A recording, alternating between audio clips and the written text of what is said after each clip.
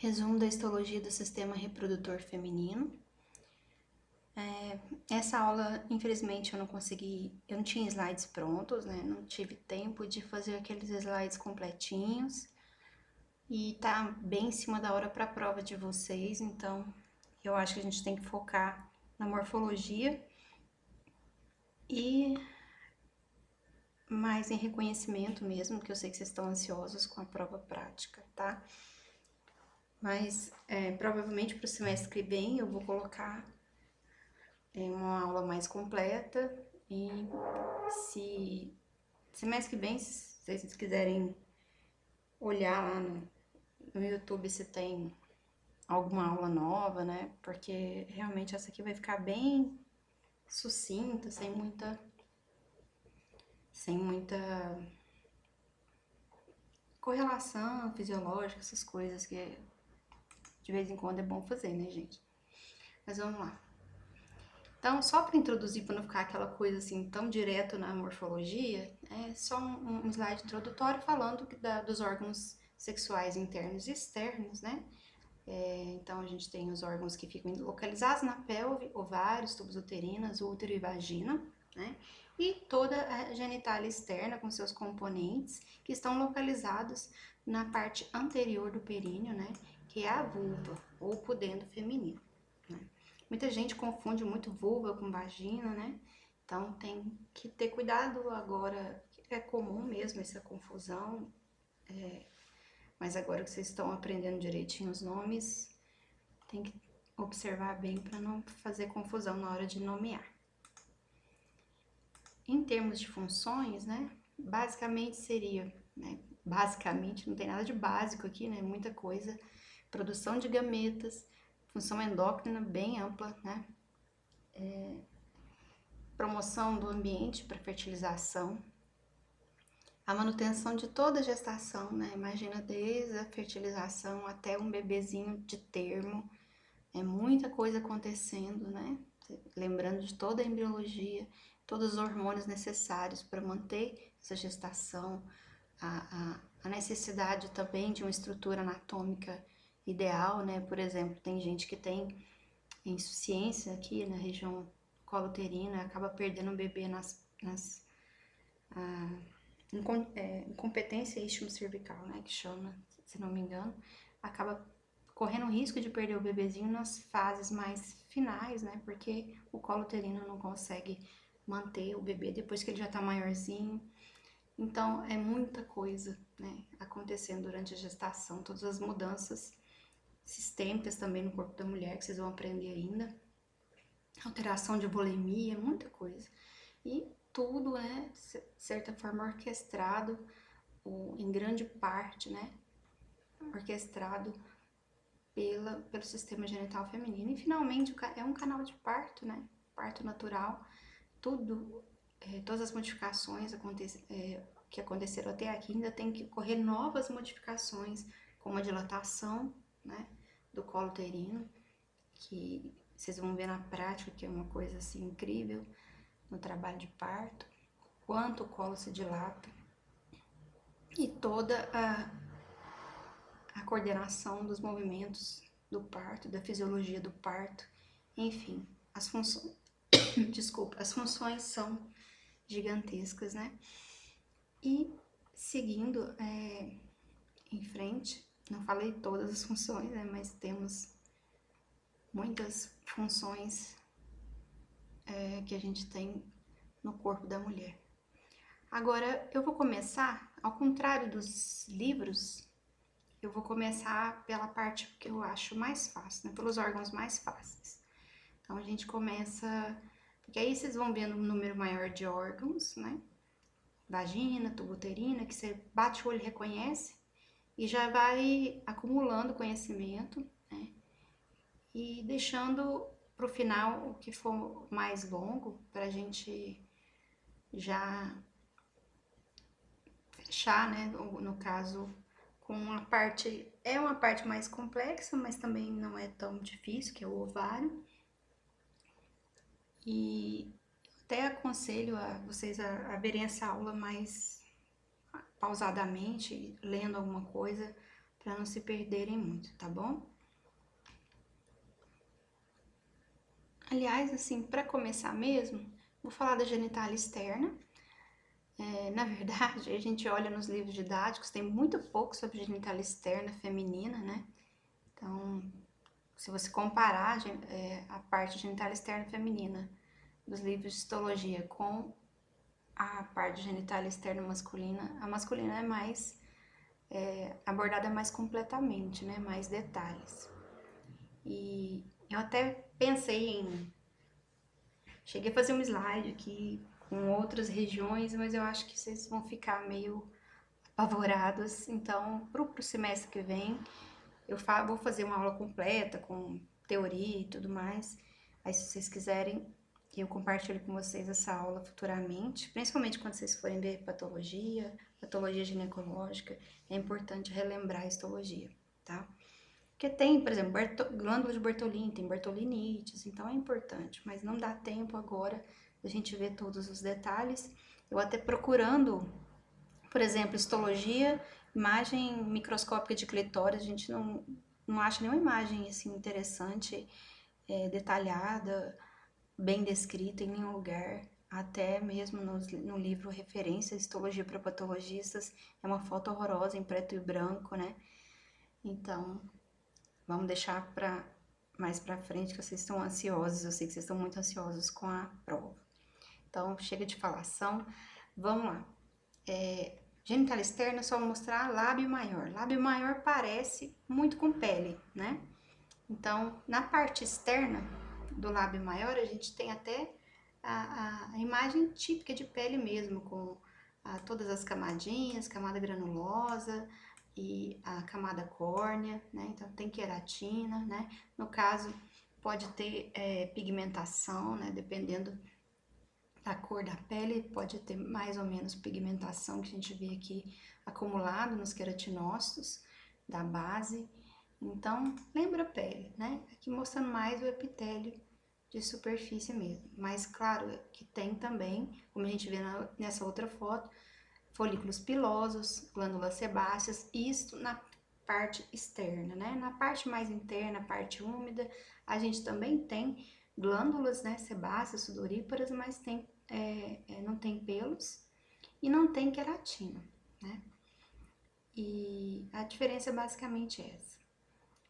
Em seguida, a gente passa para vagina. Na vagina, é bem tranquilo, embora, como vocês vão fazer prova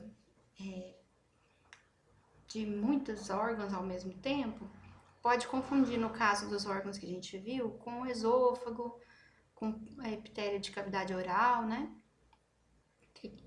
E porque é um epitélio pavimentoso, estratificado, não queratinizado, né? Rico em glicogênio, como a gente vê aqui, bastante glicogênio a gente vê por essas células bem branquinhas, né? O glicogênio ele é retirado no preparo, então fica com essa aparência de célula lavada, né? Sem nada.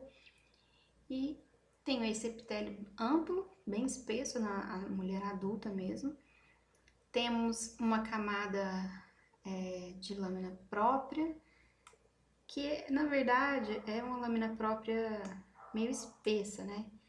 Tem essa lâmina própria mais frouxinha aqui, cheia de linfócitos, leucócitos, porque é uma região também que tem que ter muita defesa.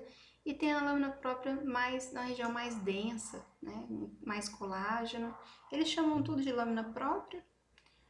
Então, assim, não tem que ficar preocupando muito com isso. O mais importante é lembrar que na vagina não tem glândulas, né? Então, abaixo do epitélio não tem glândulas. E tem camada muscular também. Então, é diferente do esôfago, né? É diferente da cavidade oral. Então, por exemplo, na mucosa oral vai ter glândula salivar, exceto na região do vermelhão do lábio, né? Mas se eu for mostrar uma foto na prova de vermelhão do lábio, né? Da porção vermelha do lábio, vai ter a continuidade com a pele, né? Ou com a parte interna. Eu sempre vou mostrar um lábio completo, no caso do lábio da cavidade oral que eu tô falando, né? Então, não precisa preocupar. Se aparecer uma imagem assim, sem glândula embaixo, é vagina, pelo que a gente estudou nesse semestre, tá? Então, porque a vagina não vai ter glândula mucosa igual tem no esôfago, né? Como vocês viram, é basicamente, ó. Aqui, né, essa coloração não tá muito boa, mas ó, tá vendo, ó? Feixes de músculo liso aqui, não sei se vocês conseguem ver. Alguns feixes de músculo liso, tem várias direções. Nem todas, a gente vê a parte mais, um rosa menos forte. O rosa mais forte é colágeno. E não tem muitos vasos, né? Esses vasos até podem participar de alguma forma durante o ato sexual, simulando uma função de tecido erétil, mas não tem, é um órgão muito simples, né? Então é mucosa, que é epitélio e lâmina própria, depois vem uma camada muscular e embaixo é a adventícia, porque é um órgão que está introduzido ali dentro da pelve, então não tem serosa, não tem peritônio, não tem nada, né? Vamos seguir. Agora, colo uterino, então a gente está fazendo uma ascensão da vagina até o colo uterino, então a gente está começando ao contrário dos livros, né? Então, o colo uterino é muito fácil, sabe? É um órgão que também tem uma transição e geralmente tem esses cistos aqui que a gente chama de cistos de Naboth, é bem frequente. Então, ele tem até um formato que lembra o formato do lábio em parte, assim, né? Se bem que o lábio geralmente tem 3 faces, né? O lábio da mucosa oral, que eu tô falando, que a gente vai fazer uma prova que tem trato gastrointestinal também, né? Então, se fosse lábio, teria epitélio de cá, aqui seria a parte vermelha do lábio e aqui outra parte interna. Mas não tem nada a ver com lábio, né? É só para o caso das pessoas verem esse formato assim, aí achar, ah, isso aqui é lábio. Não, vai com calma, né? Então, o que a gente tá vendo aqui? A gente vê um muco aqui nessa região, ó. E tem um monte de glândulas aqui. Então, a princípio, a gente tá olhando e vendo isso, tá? No colo uterino a gente vai ficar focado mais no epitélio mesmo, então que é o mais importante. Aqui a gente vê que tem um epitélio mais espesso. Aqui tem umas estruturas, né, que lembram glândulas, né, algumas dilatadas, mas em cima tem um epitélio escamoso, né, pavimento estratificado não queratinizado, idêntico ao da vagina. Aí de repente começa abruptamente alguma coisa, um epitélio diferente. Vamos ver mais de perto, né, como que seria cada região dessas. Aquele epitélio mais espesso é esse, pavimentoso, estratificado, não queratinizado, sem glândulas embaixo. E aquele outro epitélio da região glandular tem justamente um epitélio simples colunar, né? A gente vê bastante muco aqui, é o muco cervical. Então, isso aqui são glândulas endocervicais, né? Essas são as glândulas endocervicais. E essa aqui é a ectocervice, né? Então, são regiões distintas. A ectocervice, né, fica na porção, na porção externa, né? Porque aqui, ó, pra lá é a vagina, o canal vaginal. E aqui a porção interna, né? Então tem um orifício externo, mais ou menos nessa região do colo uterino. E aqui é o canal endocervical, canal endocervical. Aqui pra dentro, então, tem o útero, né? Então a gente tá vendo só uma parte, né, do colo uterino, que é um canal, teria que ter a outra parte aqui embaixo. E acho que até agora eu acho que ficou claro, né? Vocês devem ter visto na anatomia o colo uterino. E o que tem de interessante e de diferente? Ó, aqui mais detalhes, mas vamos já para o próximo slide. Olha, colo uterino, aqui visto numa visão aqui, que a gente tem quando faz não sei se é colposcopia aqui ou se é simplesmente um exame ginecológico normal de consultório com o espéculo, mas a gente vê uma imagem bem típica de colo uterino normal, né? Não é epitélio róseo, mas puxando para um leitoso, assim, sempre que tem um epitélio escamoso na mucosa, tem esse puxado para o branco, né? Como no esôfago, por exemplo. E aqui embaixo, a gente vê a mesma cor aqui, e de repente tem uma área aqui, né? Como se fosse essa região aqui, ó, em torno do orifício externo, toda vermelha, né? Então, o nome disso é ectopia. Isso é bastante comum na fase fértil, especialmente na gravidez, às vezes com uso de hormônio, até anticoncepcional. E é um processo bem natural. O que acontece é que quando tem um pouquinho mais de hormônio, de estrógeno, né? O epitélio do canal endocervical, que é glandular, esse epitélio glandular aqui, ele tende a se fazer uma protrusão, né?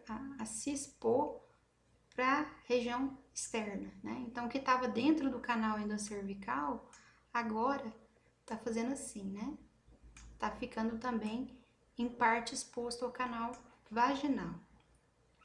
Como o canal vaginal tem um pH baixo, isso é um pouco agressivo para esse epitélio aqui. Então, o natural é que a gente sofra metaplasia escamosa, que é uma transformação do epitélio glandular endocervical, que é um epitélio simples colunar, em um epitélio pavimentoso estratificado não queratinizado. E isso aqui a gente chama de zona de transformação. Acaba que essa zona de transformação sempre está acontecendo, né? Em maior ou menor grau. Aqui está um exagero, né? Essa ectopia está bem marcada, nem sempre fica assim, né? Pode ser uma região, pode ser só mais aqui em torno. Aí acontece uma fase da vida, depois passa, né? E claro, na fase de menopausa não tem nem antes da puberdade. Então, essa região aqui é a zona de transformação. A gente vê que tem justamente a mudança do epitélio glandular endocervical para o escamoso. E isso torna esse epitélio aqui mais resistente. Inclusive, nessa foto aqui, ó, talvez, né, um dia esse colo uterino tenha sido assim, tenha ficado assim, e agora já sofreu a metaplasia e tá tudo normal, tá? Então, essa imagem é importante porque a gente vê muito na prática clínica e também tem a questão dos cistos de Naboth. Não sei se na anatomia vocês viram que o colo uterino, até a olho nu, a gente vê uns orifícios assim na parede dele. Então, é justamente pelo processo de metaplasia que está sempre acontecendo. Então, o que a gente está vendo aqui? Aqui, ó, tem glândulas, né? E a gente viu que normalmente glândula a gente tem só na endocérvice. Então, epitélio endocervical na superfície e glândula na profundidade. Enquanto no epitélio escamoso, da ectocervice, não tem glândula na profundidade. Agora aqui, o que a gente está vendo é diferente. A gente está vendo a presença de glândulas abaixo do epitélio escamoso. Isso significa que esse epitélio escamoso um dia foi endocérvice, entenderam?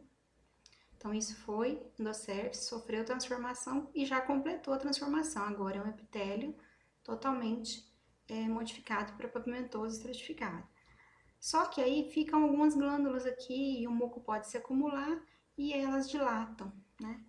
Como não é um epitélio glandular especializado mais, às vezes fica difícil, né, a saída do muco. Então, aí acaba formando esses grandes cistos que a gente chama de cistos de Naboth, que são, assim, não tem importância clínica, não tem nenhum significado importante.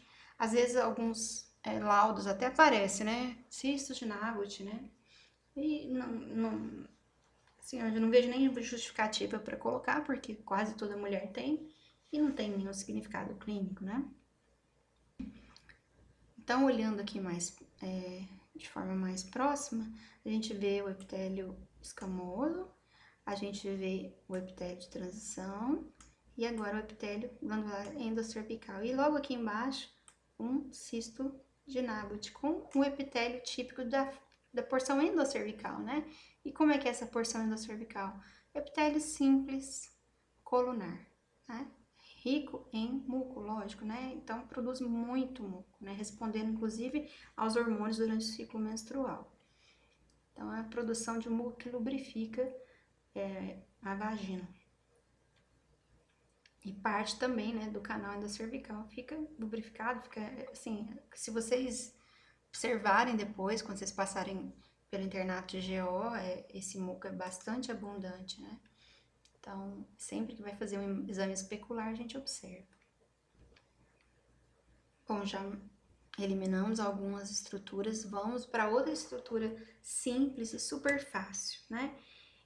Eu vou mostrar só a porção mais central da tuba uterina, isso é uma tuba uterina, porque tem alterações, né? Perto ali das fímbrias, muda um pouco o jeito, essas projeções ficam maiores, aqui fica mais alargado, mas para esse comecinho, né, de reconhecimento de vocês, eu acho que reconhecer a tuba uterina na sua porção medial já tá de bom tamanho, ainda mais com o correr da carruagem, né, o andar da carruagem.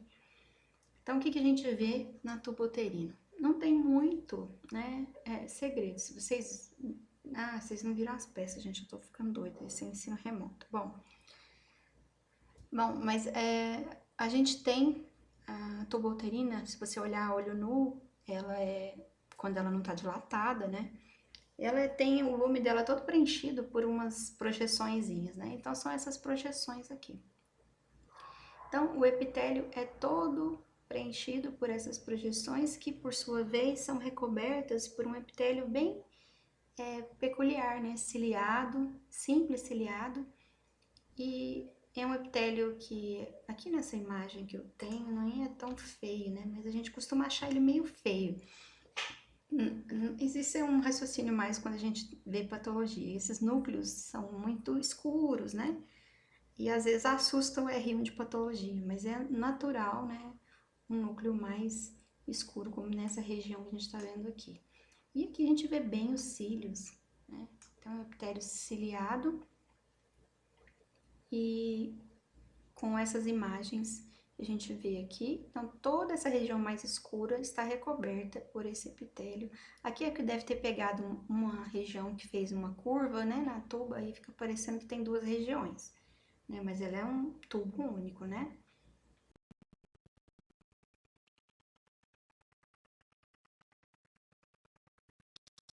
E a parede da tuba uterina tem camadas musculares, né, e isso faz todo sentido, porque ela tem, né, a movimentação. Uma das funções dela tem um pouco de movimentação mesmo.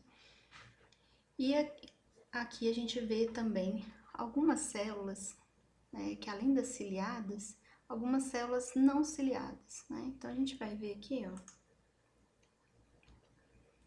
que são dois tipos celulares, embora seja um epitélio classificado simples colunar, mas com dois tipos ciliares, dois tipos celulares. Uma célula é ciliada, né? E a outra célula é uma célula secretora, né? Secreta um fluido nutritivo que recobre a mucosa. E aqui a gente vê, aqui é uma foto meio estranha, né? Assim, parece até um desenho, mas a gente observa justamente aqui a presença de alguns feixes, né, de músculo. Peguei a coisa errada, peraí. Aqui, ó, que ele chamou de circular, né? Aqui outra camada circular. E aqui esses núcleozinhos, algumas são células tipo linfócitos, mas alguns são núcleos das células musculares lisas que foram pegas em corte transversal, numa camada longitudinal aqui e outra aqui. Não precisa decorar a disposição das camadas, basta saber que tem várias camadas em torno da tuba uterina. Então, tuba uterina é basicamente epitélio simples colunar, a mucosa cheia, né, muito rica em projeções para dentro do lume da tuba, esqueci de falar, tem a lâmina própria, né, aqui, e as camadas musculares. Além disso, tem serosa, né, não sei se na foto anterior mostra serosa. Não dá pra ver. Então, a tuba uterina ela é recoberta pelo peritônio. Vamos ver se tem mais alguma imagem. Vou tirar essa imagem. Isso. Aqui é só mais uma foto, né? Como eu falei, o epitélio, aqui é a vida real, né? Uma lâmina normal, né? Escaneada. Então, a gente vê os núcleos muito amontoados, né? Então, isso que eu falo que parece que é um epitélio meio feio, né? Os núcleos muito amontoados. Então, tem as células ciliadas, que muitas vezes a gente, nessa fase do ciclo aqui, não tá ciclo menstrual mesmo, né? A gente não tá vendo vendo aquelas células secretoras em toda a sua amplitude, né? Para vê-las até seria melhor uma coloração mais especial. Então, tá ressaltando muito mais as células ciliadas, né? A gente vê que tem células que parecem não ter cílios também. Mas eu acho muito fácil de reconhecer uma tuba uterina. Não tem mais nada assim no corpo humano que me lembre essa imagem aqui, né? Que é um tubo cheio de projeções para dentro do lume, né? Bom, já vimos vagina, genital externa, tuba uterina, colo uterino. Agora vamos para o corpo uterino, né? O que é importante, vamos pensar no conhecimento mais básico para a gente reconhecer o corpo uterino, o útero mesmo, e as fases que a gente tem, né? As camadas dele e tudo mais. O útero é um órgão muito importante. Então, o reconhecimento do órgão em si, o reconhecimento das suas fases é muito solicitado ao longo de toda a vida acadêmica de vocês, mesmo que vocês não façam nada ginecológico, nenhuma especialidade nessa área, mas algum conhecimento sempre vai ser exigido de vocês sobre a função e também sobre a morfologia. Então, vamos começar. Aqui a gente vê uma parede, né, uterina, tanto que ela é espessa, ela é grande, né, um órgão musculoso, com a camada muscular bem ampla, né, miométrio.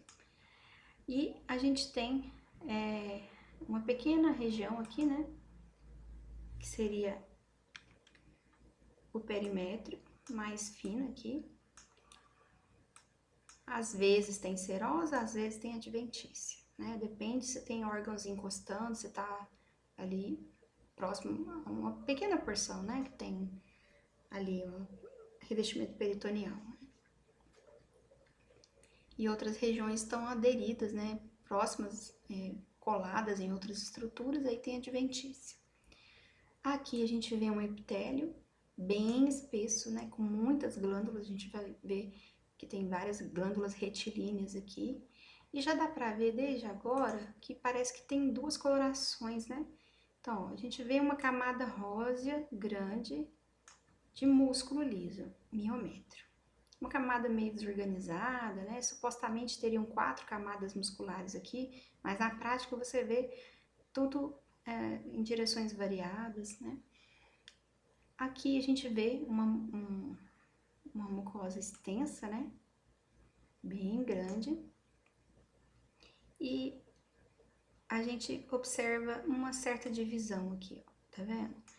Daqui para baixo parece que tá mais escuro o epitélio, né? Daqui para cima parece que o estroma tá mais claro. Então, essa porção mais basal é uma porção que não se modifica muito, né? É o extrato basal. Ele, na verdade, começa... Aqui eu até coloquei meio errado, né? O extrato basal, ele vai começar bem no comecinho das primeiras glândulas, né? Bem baixinho, assim.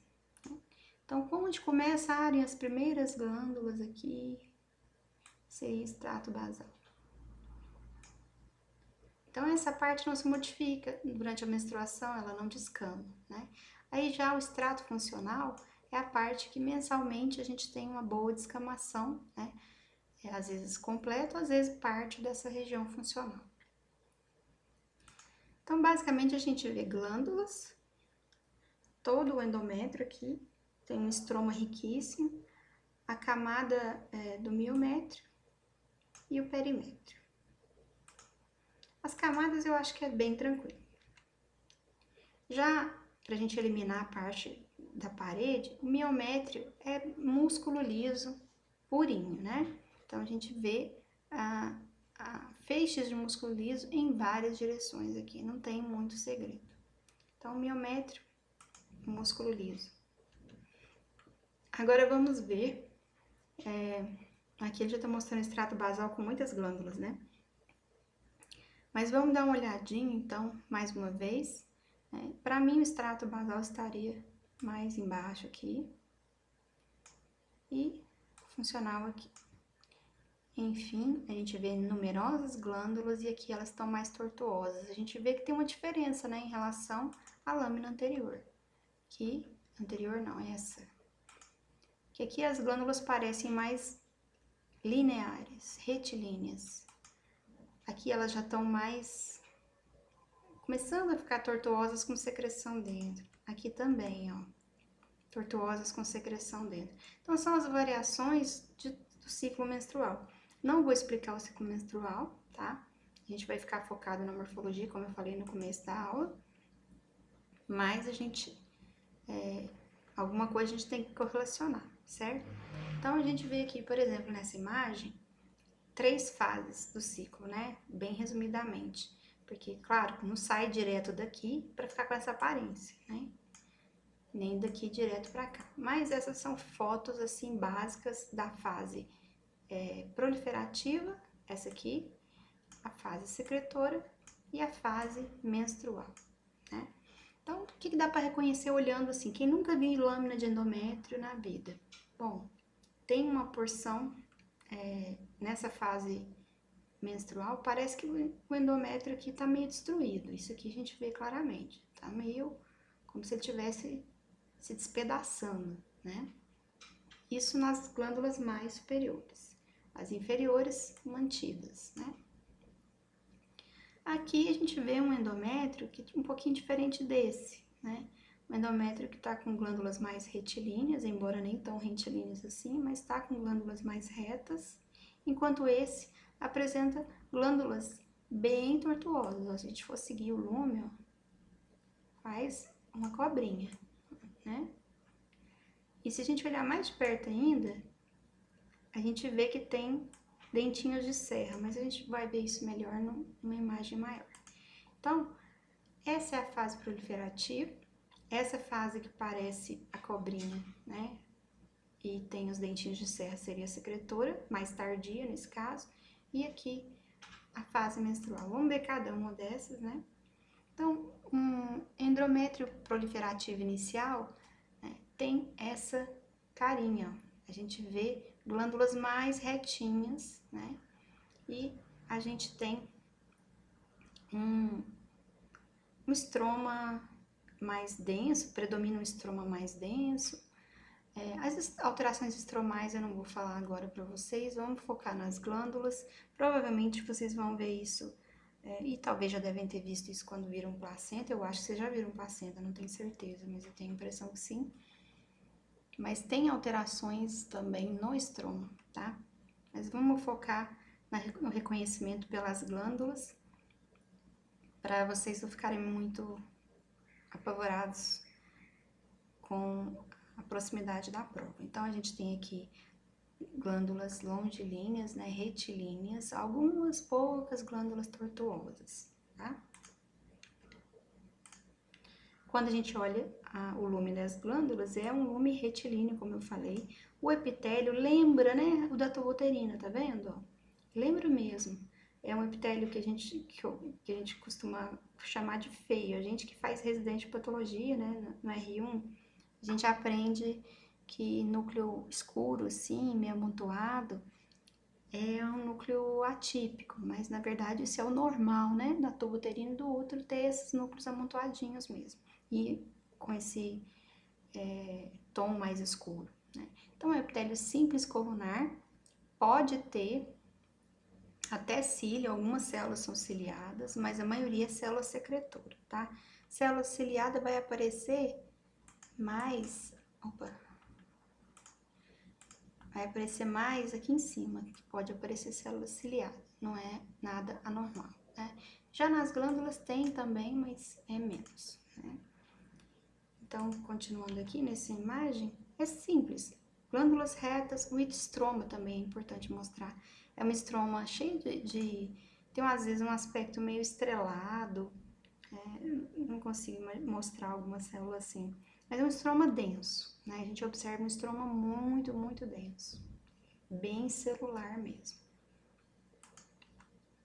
Então, aqui ficou bem evidente a riqueza, né, de células do estroma, especialmente na fase proliferativa, esses núcleos ficam mais amontoadinhos ainda, né?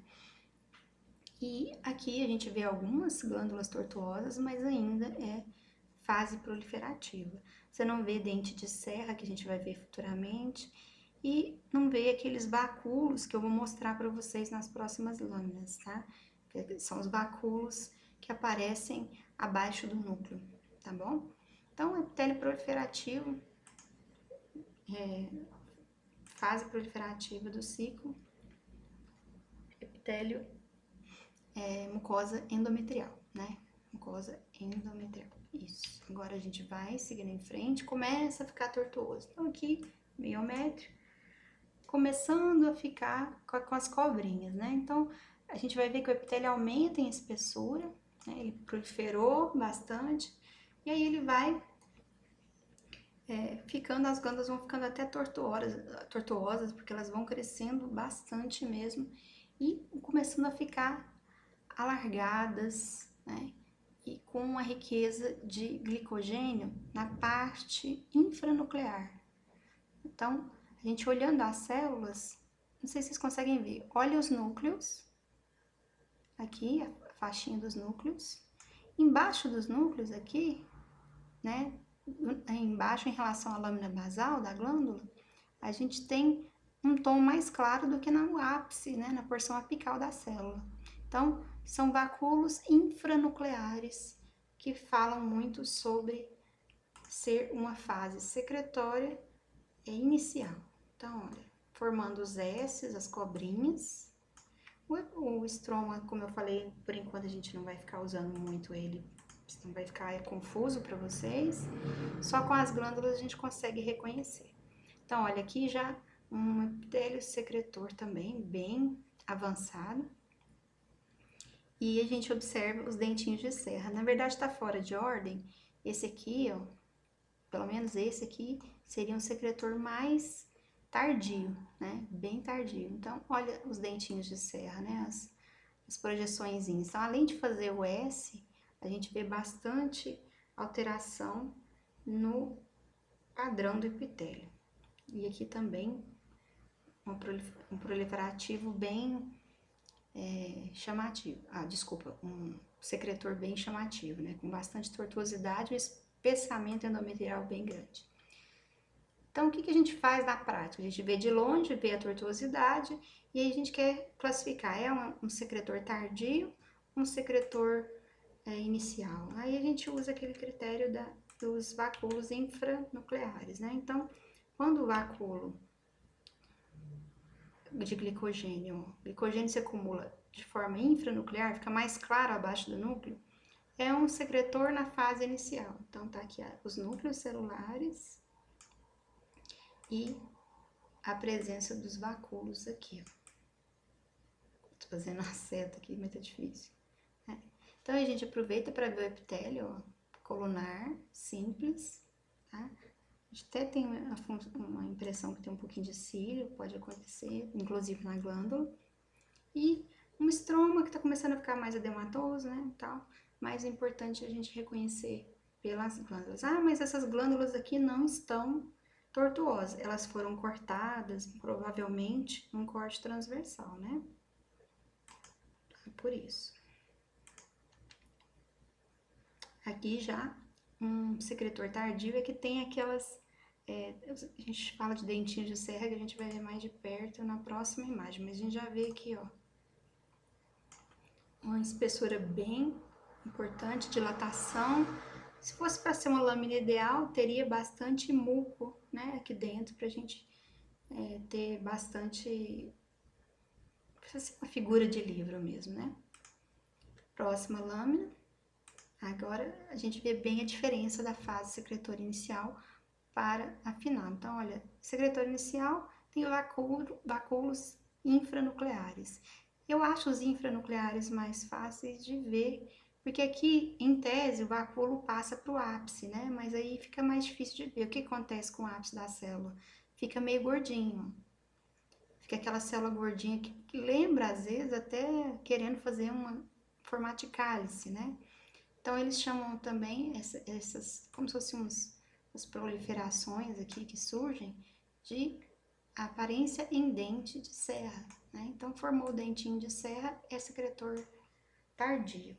E se tem o vacúolo infranuclear, secretor inicial.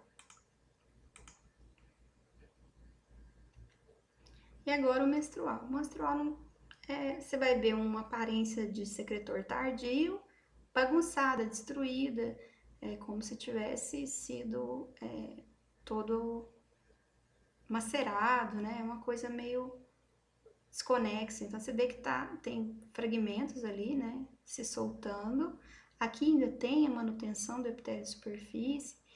A presença de sangue só não diz nada, mas num contexto de um que eles chamam de breakdown, assim, né? Esse desabamento do endométrio, o sangue sim é um sangue que está relacionado justamente com a fase menstrual, né? E aqui numa imagem mais próxima, é um aumento maior, a gente vê algumas glândulas ainda, por enquanto ainda parecem viáveis, né? Não entraram em necrose, com bastante sangue e todo o estroma está desconjuntado, né? Como se ele estivesse se desfazendo. Então, essa é a aparência do endométrio menstrual.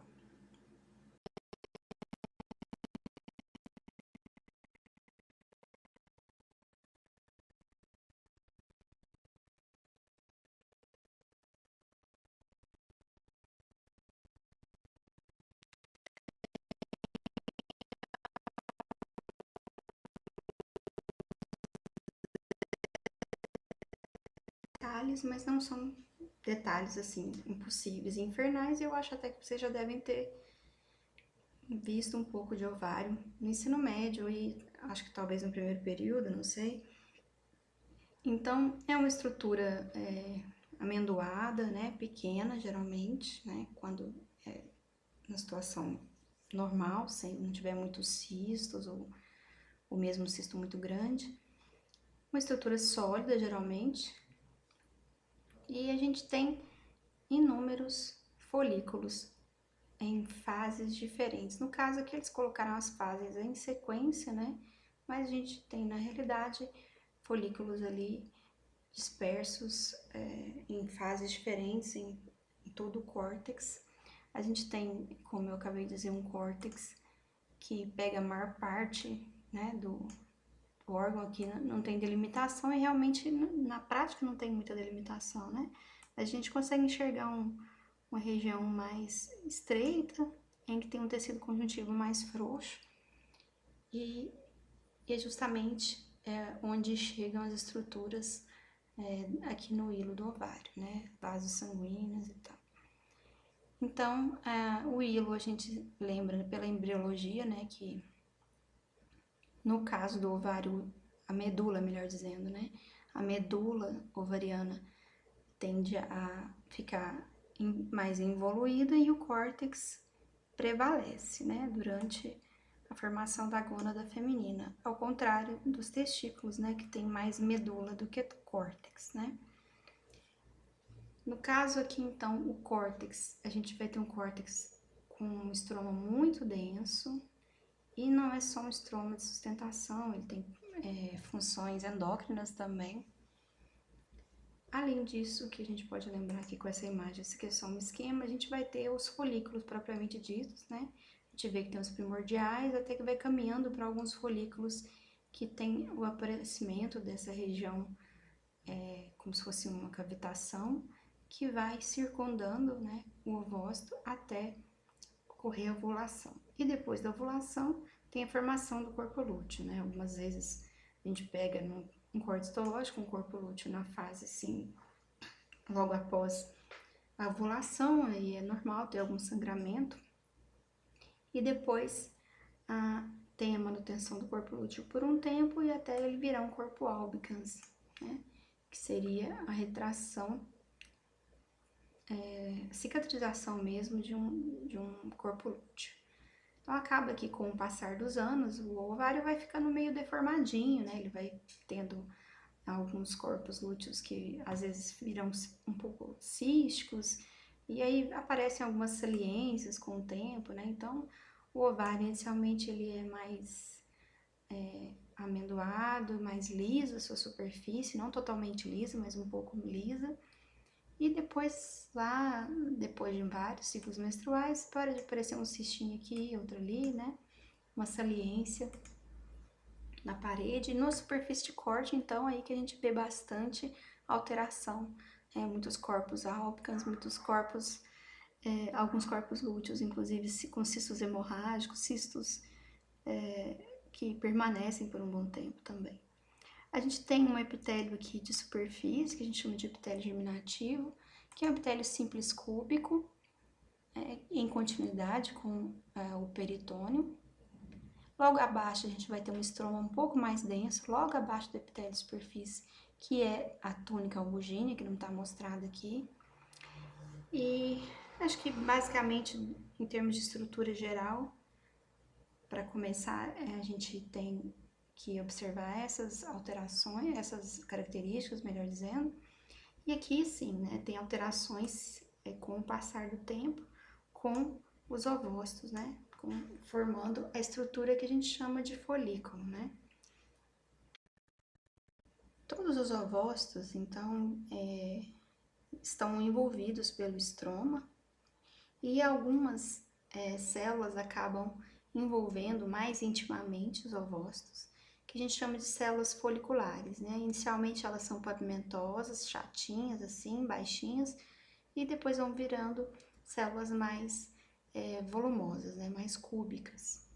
E aí, com o aumentar, né, dessas camadas, com o aumento dessas células que passam a chamar células granulosa, a gente tem a formação de estruturas mais tardias, como, por exemplo, um folículo primário com múltiplas camadas, né? A partir do momento que eu tenho o surgimento de algumas cavidades na camada de células da granulosa, eu já tenho o início da formação de um antro, né? O folículo antral, na verdade, passa a ter esse nome, folículo, ou secundário. E o ovócito está aqui, né? E aí, em torno também aqui, desde essa fase, em torno das células da granulosa e do ovócito também, surgem especializações estromais, células diferentes, que acabam por formar a teca interna e a teca externa. Né? Então, no fim, a gente tem um folículo maduro com uma ampla região formada pelo antro, com o ovócito aqui já com as células granulosas que ficaram aderidas a ele, que passam a se chamar corona radiata, está aderido às demais células da granulosa nos cúmulos zoóforos, que é justamente essa região de células que está conectando o ovócito com a corona radiata com as células da granulosa que ficaram aqui revestindo toda a cavidade antral, e as duas camadas estromais que formaram essas duas camadas bem organizadas, teca interna e teca externa. Tudo isso vai acontecendo com a maturação do folículo e em algum momento, alguns né, vão passando por esse processo, mas geralmente apenas um acaba sendo liberado, né? Então, a ovulação normalmente é com um ovócito. Os demais vão se tornar atrésicos, né? Vão involuir, vão morrer, né? Na verdade. Então, a gente tem a ovulação e depois fica, né? Depois que a gente tem todo um processo para a ruptura desse epitélio de superfície, um processo até bem complexo, a gente tem depois o revestimento retorna e a formação do corpo lúteo, inicialmente hemorrágico, e às vezes a manutenção desse corpo lúteo por um bom tempo, caso a gente precise manter uma gestação, né, se ocorrer a fertilização. E depois, esse corpo lúteo, em algum momento, né, vai virar apenas uma cicatriz, e aí vai se tornar um corpo albicante ou corpo albicans. Vamos olhar os folículos para a gente aprender a reconhecer e também um pouco dessas regiões, estroma, epitélio de superfície, túnica albugínea, tudo isso que eu falei.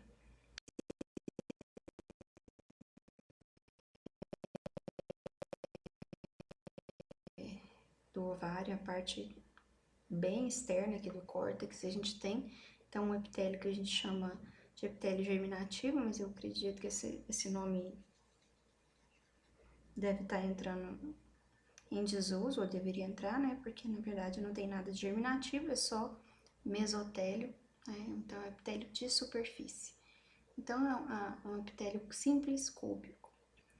Aí a gente tem a túnica albugínea, que nessa imagem aqui não tá tão visível, porque os folículos primordiais eles estão bem próximos do epitélio de superfície. Então eu peguei essa foto aqui que eu achei mais interessante, que pega uma camada mais ampla, né, da túnica albugínea, que é um tecido conjuntivo denso, né, e com bastante riqueza em colágeno. Então a gente tem, às vezes, uma túnica albugínea bem visível assim, às vezes nem tanto, né. Aí a gente tem aqui, já aproveitando, vários folículos primordiais. Então, os primeiros folículos que a gente tem que reconhecer são esses menorzinhos, chamados folículos primordiais, basicamente o ovócito, né? E já chama folículo porque ele já tem um revestimento, né, em torno dele por células do estroma, né, que são as células foliculares. Então, primeiro, a gente tem então o folículo primordial, que é um ovócito, com as células pavimentosas em torno dele. Uma camadinha única. E a gente já chama essas células foliculares, né? E, então, eu acho que é o folículo mais fácil da gente reconhecer, que ele é o menorzinho e só tem uma camadinha de células aqui. Então, a gente tem o citoplasma do ovócito, o núcleo do ovócito, tá? Não confundir isso também. Que às vezes tem gente que acha que isso aqui é algum espaço, um antro, e aqui que tá a célula. Já vi aluno confundir isso.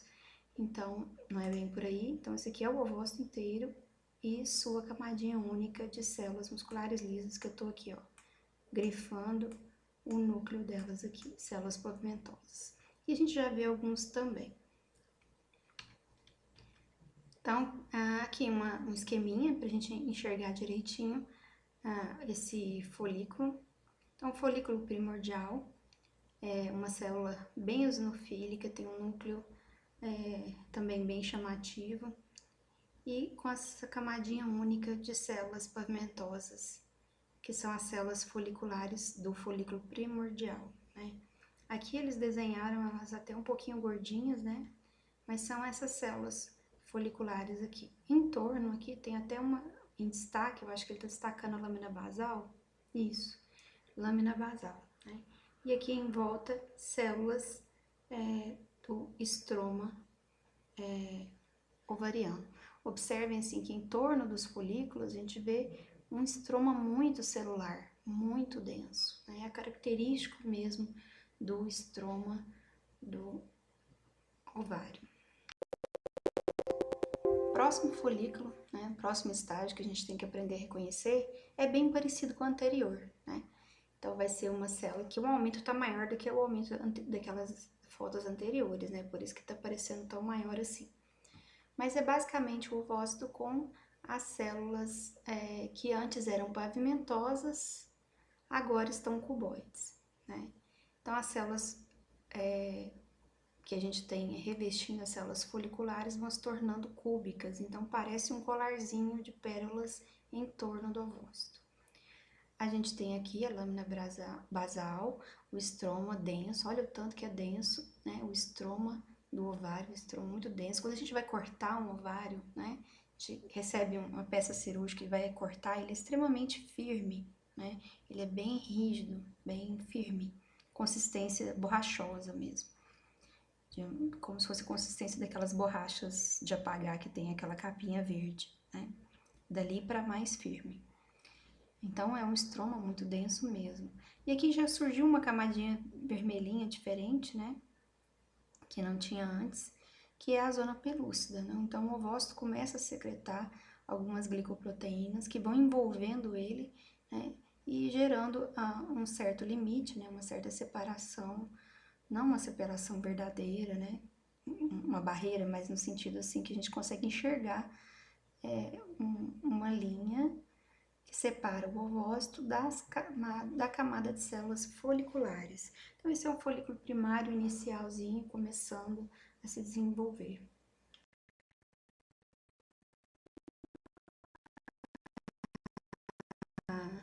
É bem visível, a gente observa a proliferação da camada de células da granulosa. Então, antes era só uma camadinha unilaminar, né? Folículo que a gente pode chamar de unilaminar, aquele anterior, e agora vão surgindo várias camadas de células que a gente começa a chamar, aliás, já começou a chamar lá no estágio anterior de células da granulosa. A zona pelúcida, olha, a gente observa que está bem visível, né? Mas ela não isola nada, né? Então a gente vê que tem junções comunicantes aqui. E tem uma camadinha aqui mantida, né, de uma lâmina basal que separa a camada de células da granulosa da teca folicular que já está começando a se formar, né? Aqui ainda não está tão visível e a lâmina basal também não está, talvez essa linhazinha aqui, né? Mas ela não é tão visível, não é fácil de ver. Porém, ela é uma camada que, de certa forma, delimita bem, né, o espaço entre a parte interna, que é de células da granulosa, e a parte externa, que é a teca. Então, esse é um folículo primário, né, já um pouquinho mais adiantado. Aí a gente tem, às vezes podem chamar também de folículo multilaminar, tá? Aí, aqui a gente tem mais uma imagem, que a gente vai ter vários tipos de folículos, né? Então, aqui, ó, esse folículozinho pequenininho, né? Que tem só a célula e uma camadinha de células achatadas, só o ovócito e a camadinha de células foliculares, é o folículo primordial. E aqui, um folículo maior, a célula já tá maiorzinha, com um colaretezinho de células da granulosa, que seria um folículo unilaminar, né? Com uma lâmina, uma camada só de células foliculares. E aí já veio uma organização aqui em torno, ó, das células de estroma, né? Que vai querendo gerar algo que vai circundando aqui o ovócito, né? Iniciação ali da formação da camada das células da teca, né? E aqui já um folículo mais adiantado.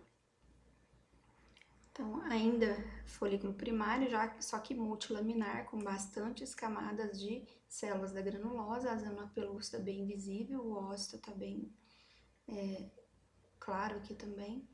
E aqui a gente não tá conseguindo ver muito o estroma. Na próxima imagem, a gente já tem a formação de um folículo secundário. O que marca o folículo secundário? O surgimento de uma cavidade que a gente chama de antro, né? O antro folicular. Então, essa cavidade, ela vai começar a crescer à medida que esse folículo vai amadurecendo ainda mais, né?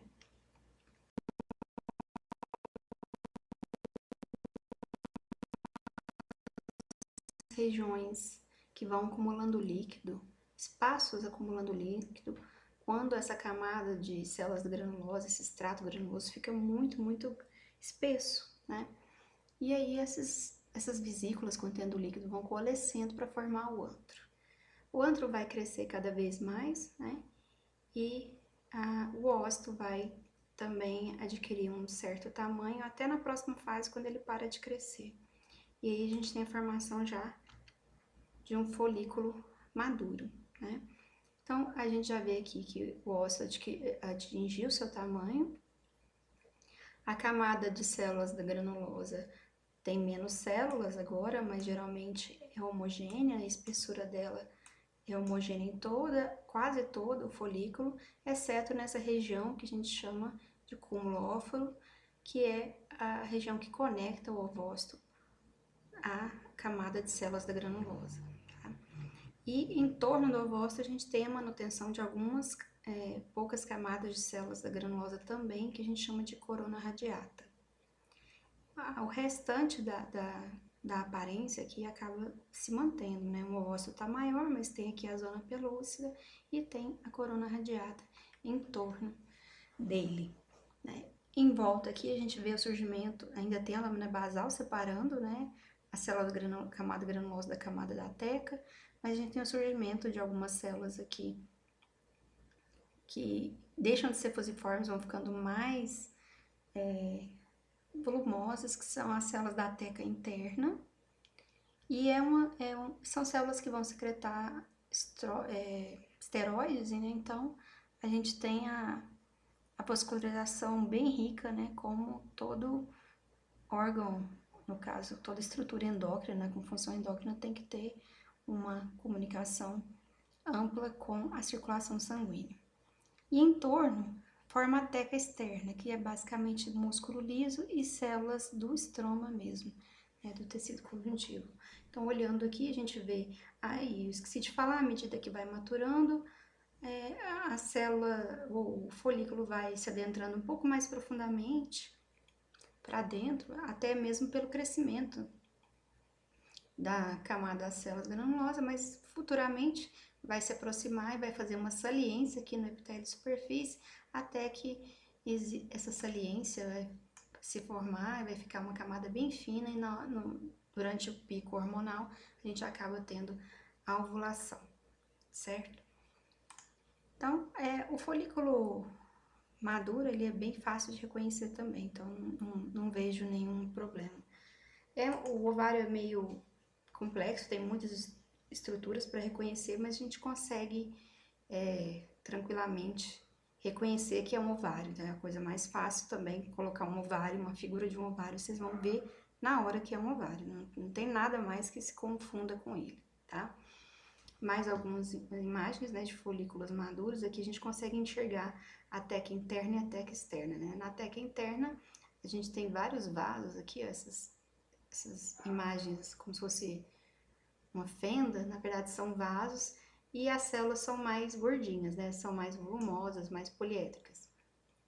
São secretoras de esteroides. E a teca externa acumula células de tecido conjuntivo e até células musculares lisas, que também são importantes no processo da ovulação, né? Que vai ter uma verdadeira contração mesmo. E aqui a gente vê o grande folículo antral, né? Com o líquido que tem aqui dentro, e olha só que bonitinha, corona radiata, a zona pelúcida, né? E tem uma comunicação entre a zona pelúcida, umas microvelocidades das células da granula. Não tá dando para ver aqui, né? Eu falo assim, existe uma comunicação, mesmo através dessa zona pelúcida, entre o ovócito e a camada de células da granulosa. Aqui a zona pelúcida também tá bem bonita, bem marcante, corona radiata aqui, né? Nessa porção aqui. E aqui é o cúmulos óforos, né? Em latim. E a camada de células da granulosa. Folículo maduro é fácil de reconhecer também. Então, aqui a gente vê a parede, mais detalhe da parede, ó, do folículo. Então, aqui seria um corte nessa região aqui, né? Então, a gente vê aqui o antro, a camada de células da granulosa, aí tem a lâmina basal, né? Membrana basal, que separa a granulosa da teca, a teca interna com células, olha, que tem vacúolos, aí contendo provavelmente lipídios aqui, então a gente vê, provavelmente tem a presença de colesterol aqui. Aí a gente tem a teca externa, que são células fusiformes, né, que vão ter, aqui é difícil saber, né, que tipo de célula que é, talvez essa aqui, maiorzinha, com citoplasma mais róseo, seja uma célula muscular lisa, mas não dá para ter certeza. Tem também células estromais, e aqui já vem o estroma comum mesmo, o estroma ovariano. Aqui seria um folículo atrésico, que também é um outro folículo, eu vou apresentar para vocês, mas também eu acho, só para vocês conhecerem, mas para a prova é uma imagem meio bagunçada, não vejo muito por que mostrar uma imagem dessas, tem imagens mais bonitas, né, como as anteriores. Porém, a gente, só lembrar que alguns folículos depois, né, que esses não, ocorreu a ovulação de um folículo dominante, que continuou o seu papel, né, foi ovulado, né, foi expelido, digamos assim, e aí a gente tem alguns folículos que vão entrar em atresia, né? Atresia é até uma palavra estranha para isso, né? Mas seria uma degeneração, uma morte mesmo. Então, tanto as células da granulosa, que a gente vê que estão se degenerando, como o próprio ovócito, e a gente tem a fagocitose, né? Então, a gente vai ter macrófagos fagocitando essa estrutura, que é esse folículo atrésico, até a gente ter uma certa destruição, digamos assim, não uma limpeza desse folículo que não tem mais utilidade. Porém, ele tem utilidade por um tempo, né? Os folículos são vários folículos que chegaram nesse ponto, né? Às vezes de folículo maduro, mas não sofreram o processo de ovulação, mas por um tempo eles permanecem secretando alguns hormônios, né? Por toda a sua estrutura, que às vezes até é importante justamente no papel do outro, do outro folículo, da manutenção do outro folículo, depois do pós-ovulação. Então, a gente tem ainda um período curto em que esses folículos ficam viáveis com algum pequeno papel de função endócrina. Depois da ovulação, né, a gente tem a formação do corpo lúteo. Então, no ovário é fácil de reconhecer um corpo lúteo, a gente vai ver que ele é bem amarelado, né?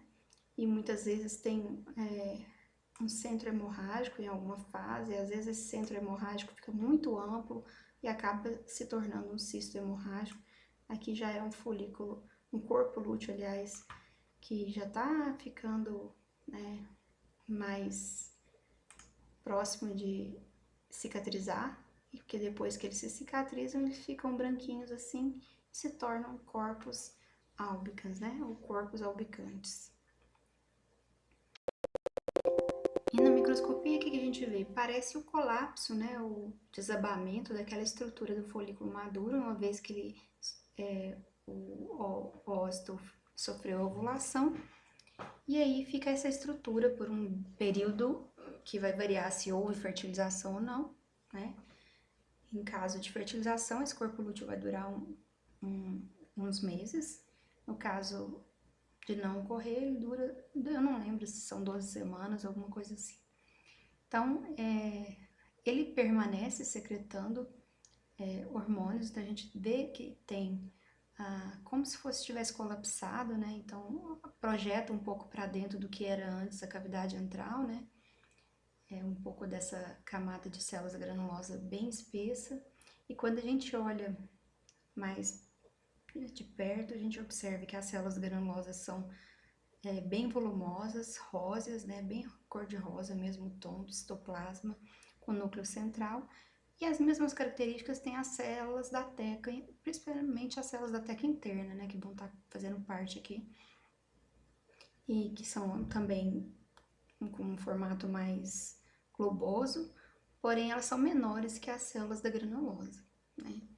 Então, a gente tem essa estrutura basicamente, cuja parede, que é a parte mais interna, parecem projeções mesmo dessas células da granulosa para dentro do que foi a cavidade antral, né? E é uma camada bem ampla de células da granulosa.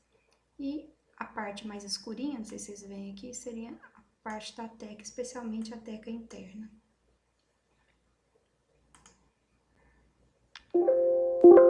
Depois que a gente tem a formação da cicatriz, né, o corpo lúteo evolui e a gente tem a cicatrização daquele corpo lúteo, que às vezes fica bem grande, né? Se você for pensar que tem um folículo maduro pode ter até mais ou menos 1 centímetro, né? Então, o corpo lúteo, ainda mais o gravídico, né? Ele pode ficar bem grande. Mas depois ele vai se tornar um corpo albicans, né? E às vezes bem pequenininho assim, bem retraído. E a imagem que a gente vê do corpo albicans parece essa coisa amorfa, meio algodonosa, né? Que marca como se fosse uma cicatriz aqui bem no meio do estroma ovariano. Também não tem outra coisa que tenha essa cara, né? O corpo albicans tem essa aparência bem estranha, meio algodonosa, parece algodão doce, né? bem no meio de um estroma celular. A palavra certa para vocês falarem, né, quando estiverem lá na patologia, seria que tem um material hialino aqui, tá? Não fala algodão doce lá não, por favor. Então tem um material hialino aqui, que fica como se fosse um residual do que antes foi o corpo lúteo. Bom, gente, eu acho que resumidamente é isso. Eu sei que não ficou uma aula muito completa, ficou muito focada mesmo no reconhecimento mesmo do que for, que eu acho que é mais importante, e mesmo assim faltaram muitas coisas, mas eu acho que o principal foi dito. Eu acho que vocês vão pelo menos conseguir reconhecer os órgãos em si, diferentes fases dos estágios dos folículos, as fases do endométrio. E infelizmente, gente, essa é a primeira vez que eu dou essas aulas, né? Porque o ensino remoto permitiu. No presencial não dava tempo, porque vocês sabem que eu tenho que dar no presencial a histologia, e eu acabava dando preferência para embriologia e não dava a parte de genital feminino, nem masculino. Então, ficava só rim mesmo, né? E às vezes, quando dava tempo, embriologia renal. Então, eu espero que no próximo semestre eu possa fazer, mesmo que não tenha mais ensino remoto, espero que não, a gente possa, eu quero gravar uma aula para pelo menos os meninos poderem assistir e não ficar sem nada. Agora que eu aprendi a mexer com essas coisas com mais frequência, né, que eu já gravava aula, mas era bem complicado para mim. Então eu agora já peguei o hábito e posso fazer algumas aulas extras por aqui, tá bom? Boa prova, qualquer dúvida, vocês podem me perguntar e depois a gente marca um dia para tirar dúvidas, tá bom? Abraço.